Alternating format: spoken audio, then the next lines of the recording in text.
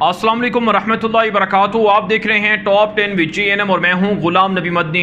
दुनिया भर से आज की 10 बड़ी और इंतहाई अहम खबरें जिन पर आज हम बात कर रहे हैं। नाज़रीन किराम, आज 26 जुलाई 2020 है और आज दिन है इतवार का। ये टॉप 10 विद GNM का शाम का बुलेटिन है। खबरों का सिलसिला शुरू कर लेते हैं। जो आज की पहली बड़ी खबर है यह पाकिस्तान से है। नाज़रीन किराम, भारत के खुफिया इदारों ने और इसी तरह से दीगर पाकिस्तान मुखालिफ अनासर ने एक प्रोपेगेंडा खबर नशर की। आज ऑस्ट्रेलिया के अखबार के अंदर एक मुतनाज़ा आर्टिकल छपा है जिसमें यह कहा गया है कि पाकिस्तान भी कोरोना वायरस तर्ज के चाइना के साथ वुहान लेबॉरेटरी के साथ मिलकर ऐसे वायरस को तैयार कर रहा है जिससे भारत पर हमला किया जाए और पाकिस्तान मुखालिफ दुश्मनों को तबाह और नुकसान पहुंचाया जाए। पाकिस्तान के अंदर वुहान लेबॉरेटरी का या वुहान लैब का खुफिया ऑपरेशन किया जा रहा है या खुफिया लैब मौजूद है जहां से पाकिस्तान चाइना के साथ मिलकर ऐसे वायरस पर काम कर रहा है जिससे भारत को या दीगर दुश्मन ममालिक को नुकसान पहुँचाया जा सकता है। यह आर्टिकल शाया हुआ है ऑस्ट्रेलिया के एक अखबार के अंदर है और इसमें दावा किया है कि कुछ इंटेलिजेंस मालूमात की बुनियाद पर ऐसा सामने आया है। नाज़रीन काम, आप जानते हैं ये इंटेलिजेंस मालूमात भारत की जानिब से ऑस्ट्रेलिया को दी गई हैं और पिछले कुछ दिनों से जब से चीन और भारत के दरमियान झगड़ा चल रहा है लद्दाख के अंदर, तब से ऑस्ट्रेलिया और भारत के ताल्लुकात मुस्तहकम हुए हैं और ऑस्ट्रेलिया और भारत ने इत्तेफाक किया है कि जंग के दौरान वो दोनों एक दूसरे के फ़ौजी अड्डे और यहाँ तक कि जो बंदरगाहें हैं, जो पोर्ट्स हैं, उन्हें भी इस्तेमाल किया जा सकता है। काम पाकिस्तान के दफ्तर खारजा की जानिब से इस रिपोर्ट को मुस्तरद किया गया है और ये कहा गया है कि पाकिस्तान के अंदर ठीक है इस तरह के जो हयातियाती वायरसेस हैं उन पर तहकीकात तो चल रही हैं। चीन के इश्तराक से पाकिस्तान के अंदर लेबॉरेटरियाँ भी काम कर रही हैं, लेकिन ये आलमी मेयार के मुताबिक हैं और इसमें भारत या किसी भी मुल्क को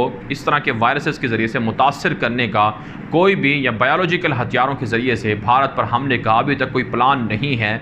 लेकिन अभी काम हमारे इतलात ये हैं कि भारत जितना चाहे मर्जी दुनिया से असलहा ख़रीद ले, राफेल तैयारे ख़रीद ले, लेकिन पाकिस्तान के पास भारत से ज़्यादा टेक्नोलॉजी भी है और पाकिस्तान के पास भारत से लड़ने के लिए हर मुमकिन सलाहियत भी मौजूद है। भारत अगर फ़िज़ा के अंदर खलाओं के अंदर रॉकेट को भेजता है और वहाँ पर बालादस्ती के दावे करता है, सैटेलाइट को छोड़ता है, तो पाकिस्तान के पास ऐसे बायोलॉजिकल वेपन्स भी हैं जिनकी तैयारियाँ की जा रही हैं और दुनिया को एक तरह से अपने दिफा के लिए पाकिस्तान मजबूत कर रहा है और इसमें कोई एतराज़ नहीं होना चाहिए क्योंकि किसी भी मुल्क को अपने दिफा के लिए हर वो काम करने की इजाज़त है जिससे दुश्मन को रोका जा सके और पाकिस्तान अल्हम्दुलिल्लाह इस हवाले से मज़ीद आगे बढ़ रहा है। लेते हैं काम, जो आज की दूसरी बड़ी खबर है ये भी पाकिस्तान से है। नाज़रीन काम, पाकिस्तान के अंदर स्मार्ट लॉकडाउन की वजह से कोरोना वायरस से ख़त्म हो चुका है। 87% से ज़ायद मुतासरीन पाकिस्तान के अंदर सेहतियाब हो चुके हैं और इस वक्त एक्टिव केस महज 25,000 से भी कम रह गए हैं और पाकिस्तान की हुकूमत ने लाखों कोरोना टेस्ट किए हैं, लेकिन उसके बावजूद अल्हम्दुलिल्लाह पाकिस्तान की हुकूमत और पाकिस्तान की आवाम और यहाँ के उलमाए किराम और इस्लाम पसंदों की दुआओं की बदौलत और अल्लाह के खुसूसी फ़ज़ल और रहमत की बदौलत यहाँ से कोरोना वायरस की वबा ख़त्म हो चुकी है और पाकिस्तान दुनिया के अंदर एक कसीर आबादी वाला मुल्क होने के बावजूद कोरोना वायरस की वबा से को शिकस्त दे चुका है और इससे पाकिस्तान के अंदर बेरोज़गारी गुर्बत भी उतनी नहीं बढ़ी जितनी कि दीगर ममालिक के अंदर बढ़ी है।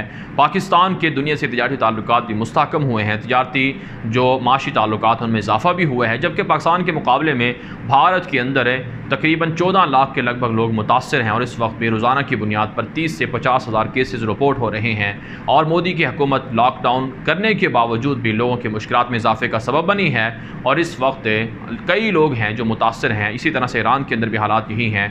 अभी काम, मोदी की दहशतगर्द हुकूमत अगर वहाँ के अवाम पर तवज्जो देती और वहाँ के पैसे को वहाँ अवाम पर खर्च किया जाता तो शायद आज भारत के अंदर इतने बुरे हालात नहीं होते। यही हाल नाज़रीन किराम अमेरिका का है और दीगर मुल्कों का है। दुनिया के अंदर 1.5 करोड़ से ज़ायद लोग अब तक कोरोना की वबा की वजह से मुतासर हो चुके हैं। आगे बढ़े जाने काम, जो आज की तीसरी बड़ी खबर है ये चीन और भारत के दरमियान जंग और तनाज़े के हवाले से है। नाज़रीन काम, हमारी इतलात ये हैं कि लद्दाख के अंदर मामलात और हालात कशीदा हैं, फ़ौजें बढ़ाई जा रही हैं। अब ना सिर्फ भारत ने लद्दाख के अंदर फ़ौजें बढ़ाने का सिलसिला जारी रखा हुआ है बल्कि वो 8 रियासतें जो मशरक़ में वाक़ हैं जहाँ सिलीगुड़ी कॉरिडोर से रास्ता जाता है, जहाँ भारत के ख़िलाफ़ चाइना फ़ौजें बढ़ा रहा है, उन रियासतों पर चीन की नज़र है, उन पर कब्ज़ा करने के लिए चाइना एक ऐसा प्लान भी शुरू किए हुए है जिसके ज़रिए से वो रियासतें चाइना के कंट्रोल में चली जाएँ। इसलिए नाज़रीन किराम, भारत ने अब अपने फ़ौजियों को हुक्म दिया है कि वो इन 8 रियासतों में जाएँ। पहले ही वहाँ इमरजेंसी का ऐलान किया जा चुका था और अब भारत के जो कमांडर हैं, फ़ौजी अहदेदार हैं, वो वहाँ का दौरा कर रहे हैं। अरुणाचल प्रदेश, नागालैंड, मणिपुर और इसी तरह से दीगर बड़ी बड़ी रियासतें हैं जो भारत की जो एक तरह से कब्ज़ा है उससे वो निकल सकती हैं। इसलिए वहाँ पर फ़ौजें पहुँचाई जा चुकी हैं। और इतलात तो ये भी सामने आ रही हैं कि मकबूजा कश्मीर के अंदर भी लद्दाख से मुत्तसिल पाकिस्तान के जो सरहदी इलाके हैं वहाँ पर भी फ़ौजों में इजाफ़ा जारी है और पाकिस्तान की फ़िज़ाइया और पाकिस्तान की फ़ौज की जानिब से भी तैयारियाँ ज़ोर और शोर से जारी हैं। इसके अलावा नाज़रीन किराम, भारत की दरिंदा दहशतगर्द मोदी हुकूमत ने वहाँ तलबा को गिरफ़्तार करने का सिलसिला शुरू कर रखा है। जवाहरलाल नेहरू यूनिवर्सिटी के एक तालिब इल्म हैं जिन्होंने इंडियन आर्मी पर तनकीद की तो उन्हें गिरफ़्तार कर लिया गया है। एक कश्मीरी निज़ाद बरतानिया के स्टूडेंट कश्मीर में आए हुए थे, उनको भी गिरफ़्तार कर लिया गया है। भारत के अंदर मुसलमानों की आवाज़ों को दबाया जा रहा है और आज़ादी इज़हार राय को भी सलब किया जा रहा है। आगे बढ़ लेते हैं काम, जो आज की चौथी बड़ी खबर है ये भारत से है। भारत के अंदर मुसलमानों की तारीख़ी मस्जिद बाबरी मस्जिद को शहीद किया गया था, उसकी जगह राम मंदिर को मोदी की दहशतगर्द हुकूमत तामीर कर रही है। मुतनाज़ा फ़ैसला अदालत से दिलवा कर वहाँ पर अब राम मंदिर को तामीर किया जा रहा है। हालांकि नेपाल के वज़ीर आज़म ऐलान कर चुके हैं कि राम का जो मंदिर था या उनकी जो जाए पैदाइश थी वो अयोध्या के अंदर नहीं थी बल्कि वो नेपाल के अंदर थी, वो नेपाली थे। अयोध्या के अंदर ये झूठा और मनगढ़ंत दावा है कि वहाँ पर राम कभी रहे या वहाँ पर उनकी जाए पैदाइश है। बहरहाल नाज़रीन काम, भारत से खबरें मौसूल हो रही हैं कि राम मंदिर की तामीर के लिए मोदी की दहशतगर्द हुकूमत ने चंदा करना शुरू कर दिया है। इसके लिए ये भी ऐलान किया गया है कि जो आवाम हैं उनसे फ़ी कस 10 रुपये लिए जाएंगे या फ़ी घर तकरीबन 100 रुपये उनसे वसूल किया जाएगा।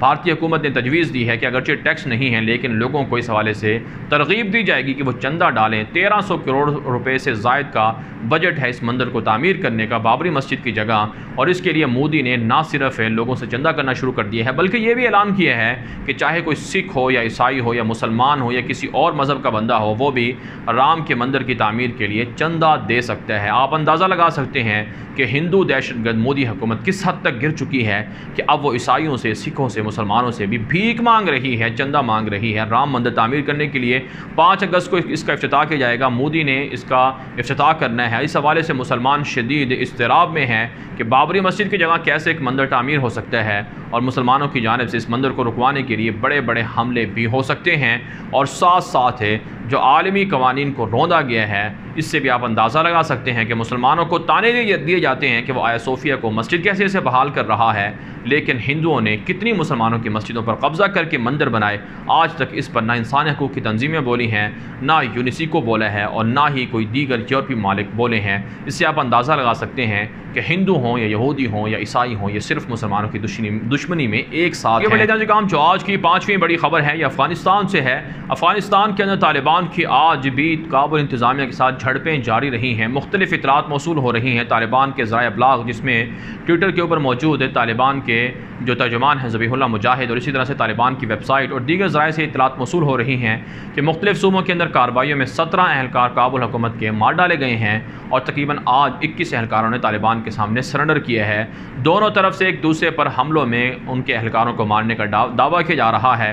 ताहम तालिबान की गिरफ्त मजबूत है और तालिबान ने काबुल इंतज़ामिया को वार्निंग दी है कि ईद तक की मोहलत है। अगर इंटर अफ़गान मुज़ाकरात शुरू कर दिए गए, कैदियों को रिहा कर दिया गया तो ठीक है, वरना ईद के बाद फिर दमादम मस्त कलंदर होगा और फिर काबुल पर चढ़ाई कर दी जाएगी। आगे बढ़ लेते हैं जी काम, जो आज की छठी बड़ी खबर है ये चीन, अमरीका और भारत के दरमियान जो तनाज़ा है उस हवाले से है। नाज़रीन काम, ताज़ा इतलात मौसूल हो रही हैं कि भारत और अमरीका चीन के ख़िलाफ़ एक आलमगीर इत्तेहाद तश्कील दे रहे हैं और ख़तरनाक किस्म की जंगी मशक़ें भी की जा रही हैं। ऐसे में चाइना की जानिब से जंगी जहाज़ों का एक तैयारा बरदार जहाज़, जिसे बहरिया का जहाज़ कहा जाता है, ख़तरनाक किस्म का, जदीद किस्म का, वो तैयार करने की इतलात मौसूल हो रही हैं कि भारत के ख़िलाफ़ और अमरीका के ख़िलाफ़ चाइना मज़ीद जंगी बहरी बेड़े बना रहा है, जिससे साउथ चाइना सी के अंदर चीन की बालादस्ती मज़ीद मजबूत और मुस्तहकम होगी। इसके अलावा इतलात मौसूल हो रही हैं कि ऑस्ट्रेलिया ने एक मरतबा फिर चाइना को धमकी दी है कि साउथ चाइना के अंदर उनका कोई हक़ नहीं है।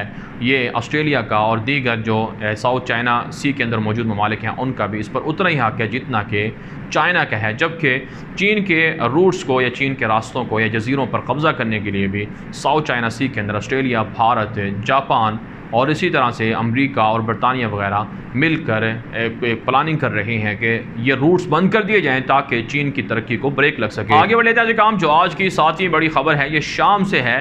शुमाली शाम के अंदर कुछ बागियों के बम धमाके के अंदर 22 के करीब लोग ज़ख्मी हो गए हैं, 5 के करीब लोग इसमें शहीद हो गए हैं। नाज़रीन काम कुछ बागियों के ख़िलाफ़ तुर्की का ऑपरेशन शाम में जारी है और शुमाली शाम जहाँ पर कुछ बागियों के ख़िलाफ़ तुर्क फ़ौजी ऑपरेशन में हिस्सा ले रही हैं, शामी मुहाजिरीन की वापसी के लिए कार्रवाइयाँ कर रही हैं, उनके ख़िलाफ़ दहशतगर्द हमले कर रहे हैं। तुर्की ने कुछ बागियों के ख़िलाफ़ और इसराइल और दीगर जो दुश्मन हैं अनासर उनके ख़िलाफ़ ऑपरेशन तेज़ करने की धमकी दी है। वहाँ पर बशार और असद की फ़ौजें बेनिहत्ती शामी आवाम पर बमबारी कर रही हैं, जबकि रूस और ईरान के जंगजुओं के हमले के अंदर भी शाम की आवाम को भारी नुकसान उठाना पड़ रहा है। आगे बढ़ लेते हैं काम जो आज की 8वीं बड़ी खबर है, ये लुबनान, शाम और इसराइल और ईरान के ताल्लुकात के हवाले से नाज़रीन काम इतलात मौसूल हो रही हैं कि इसराइली फ़िज़ाइया शाम के अंदर और लुबनान के अंदर हमलों को बढ़ा रही है और गुज़श्ता 1.5-2 हफ़्तों के दौरान दर्जनों बार शाम की और लुबनान की फ़िज़ाई हदूद की खिलाफ वर्जी की जा चुकी है। 29 बार पिछले 2 दिन के अंदर फ़िज़ाई हदूद लुबनान की खिलाफ वर्जी इसराइली फ़िज़ाइया ने की है और गुज़श्ता रोज़ दौरा किया था इसराइल का अमेरिका के जो एयर चीफ़ हैं, जॉइंट चीफ़ ऑफ स्टाफ हैं, उन्होंने दौरा किया था, खुफिया दौरा था और इसमें अमेरिका और इसराइल ने तय किया था कि लुबनान के अंदर और शाम के अंदर कब्ज़े के लिए दोनों मुश्तरका ऑपरेशन करेंगे। इससे आप समझ सकते हैं कि इसराइल की आर्मी भी लुबनान की और शाम की सरहदों से मुत्तसिल बढ़ा दी गई है। यहूदियों का अक़ीदा और नज़रिया है कि जब तक ग्रेटर इसराइल नहीं बनेगा, शाम लुबनान पर कब्ज़ा नहीं होगा, तब तक वो इसी तरह से रुस्वा और जलील होते रहेंगे और उनका मसीहा नहीं आएगा।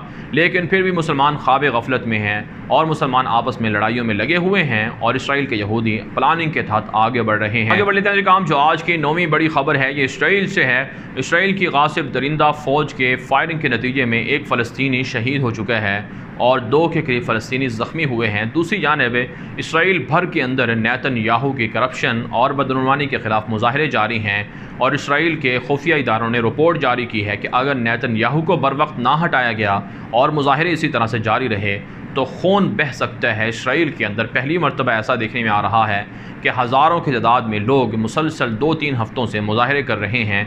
नेतन्याहू को हटाने का मुतालबा किया जा रहा है। $3 लाख से ज़ायद की रिश्वत ली गई थी नेतन्याहू की जानिब से। इस पर मुकदमात भी चल रहे हैं। अदालत ने यह रकम वापस करने का भी कह दिया है, लेकिन बेनी गेंट्स और नेतन्याहू की मखलूत हुकूमत भी इंतशार और इख्तलाफ का शिकार है और चौथी मरतबा इंतखाबात 1 साल के अंदर नवंबर में मुतवक्के बताए जा रहे हैं। इसराइल की बर्बादी शुरू हो चुकी है। ज़ालिमों का अंजाम अल्लाह ताला ने इबरतनाक करना है। यह अल्लाह का वादा है और कुदरत का यही तरीका है और यही रवाज है और हम देख रहे हैं कि इसराइल की बर्बादी शुरू हो चुकी है। आगे बढ़े जाए काम जो आज की 10वीं बड़ी खबर है, ये अमेरिका से है। नाज़रीन काम अमेरिका के अंदर सियाह फाम शहरी की हलाकत के बाद पुरतशद्दुद मुज़ाहिरों में शिद्दत आ चुकी है और मुज़ाहिरीन और पुलिस में झड़पें भी मामूल बन चुकी हैं और कई ज़ख्मी और गिरफ्तार भी हो चुके हैं। इसके अलावा यूरोपीय मुल्क बेल्जियम के अंदर एक मुसलमान अलजायर के थे, उनको भी सियाह फाम थे, उनको भी इसी तरह से पुलिस ने गर्दन दबाकर अमरीकी शहरी सियाह फाम जो शहरी थे जॉर्ज फ्लॉयड उनकी तरह उनको हलाक कर दिए है, उनको शहीद कर दिया है। इस पर अलजायर ने एहतजाज भी किया है, लेकिन मुसलमानों के ख़िलाफ़ और जो दीगर जो सियाह फाम हैं उनके ख़िलाफ़ नस्ली असबियत ईसाइयों की सफ़ेद फाम दहशतगर्दों की जारी है। इंसानी हकूक़ की तंजीमें या फिर अक़वाम मुत्तहिदा इस हवाले से कोई संजीदा इक़दाम नहीं उठा सका है, ना पाबंदियाँ लगाई जा सकी हैं। जबकि नाज़रीन काम इतलात मौसूल हो रही हैं कि अमरीकी सदर ने जो गैर मुल्की तलबा हैं जो ऑनलाइन जो क्लासें लेते थे उनके वीज़े बंद कर दिए हैं और जो मौजूद हैं पहले से ऑनलाइन क्लासेस ले भी रहे हैं उनके वीज़ों के लिए, उनके कवानीन के लिए भी मज़ीद सख्तियाँ कर दी हैं। बहरहाल नाज़रीन काम दुनिया भर से थी आज की 10 बड़ी खबरें। इन खबरों के हवाले से आपकी क्या राय है, अपनी राय कमेंट के जरिए से ज़रूर हम तक पहुँचाएँ। मज़ीद खबरों के लिए आप हमारे ट्विटर अकाउंट्स दुनिया मेरे आगे और गुलाम नबी मदनी फॉलो कर सकते हैं। आज के लिए इतना ही, इजाज़त दीजिए। अल्लाह हाफ़िज़।